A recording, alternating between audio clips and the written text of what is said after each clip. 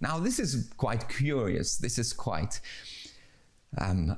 discomforting. Jesus is telling you that if your eye causes you to sin, tear it out. If your hand causes you to sin, cut it off.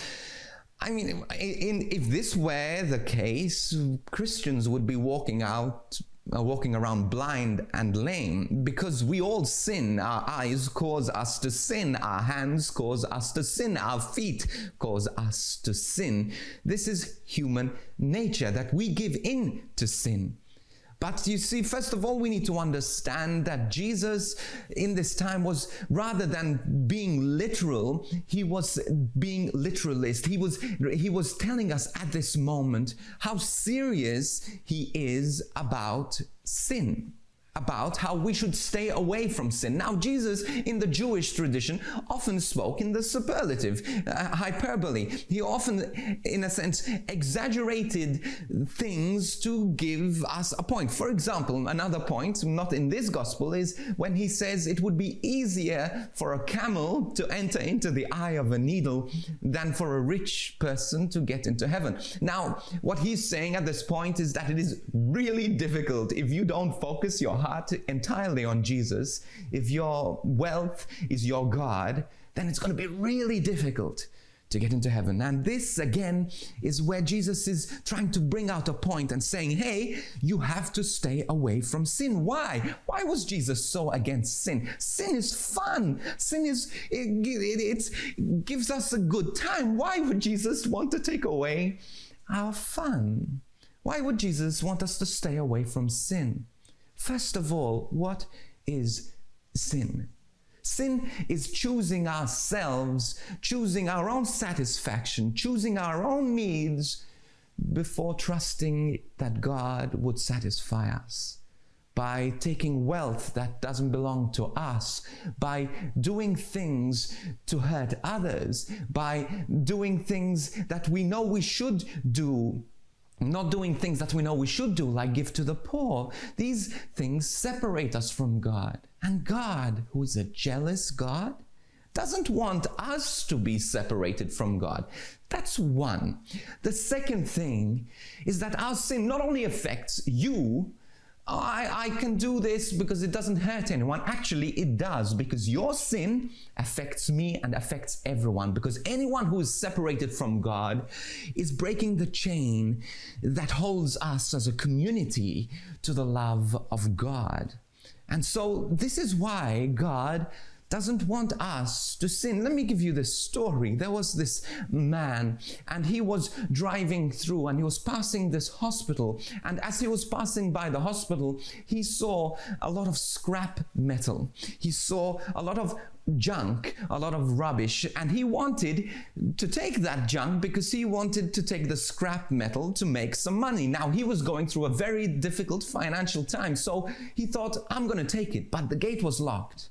It was obvious that he had no right to take those things. So he jumps over, breaks the padlock, goes in and puts all of this scrap metal, these machines, into the back of his truck. Now, these machines were broken. There was nothing that anyone really needed them, but they were not his to take. So he put them on the back of the truck.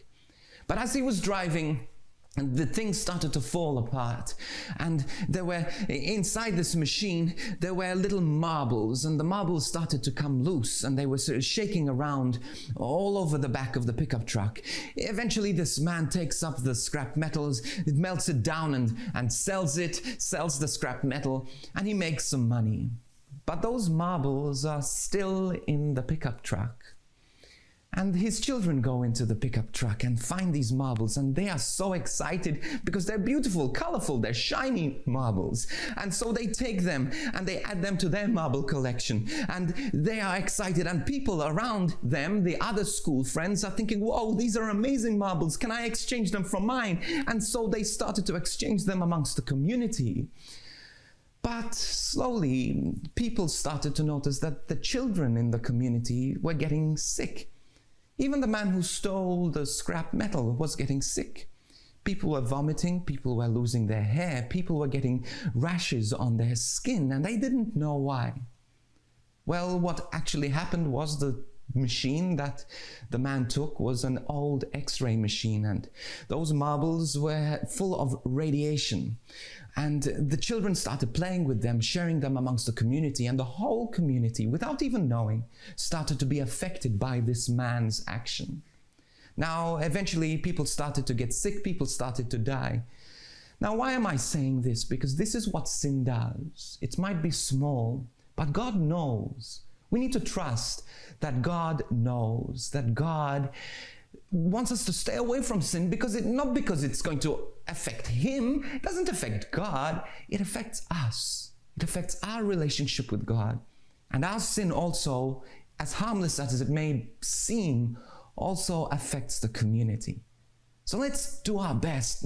First of all, remember the mercy of God. If you do sin, always turn to the mercy, to the grace of God. God is able to forgive. God is able to redeem us. Never be afraid of God's mercy, but stay away from sin. Even sin that maybe nobody knows about, maybe no one is harmed by, because that's sin without you knowing. It's not only affecting you, but it's affecting your children. It's affecting your relationships. It's affecting your relationship with God and eventually even the community. I'm not doing this and saying this to scare you, but I'm saying this so that you may have life to the full, that you may be redeemed, that you may have the joy and the freedom of a good spiritual health that God wants from you. So let's turn to the Lord and ask for mercy and ask for the grace to stay away from sin. Even that sin that doesn't seem harmful, but we know we should be staying away from. Jesus, you are our Redeemer. Save us from the fires of hell and lead all souls to heaven, especially those in most need of thy mercy.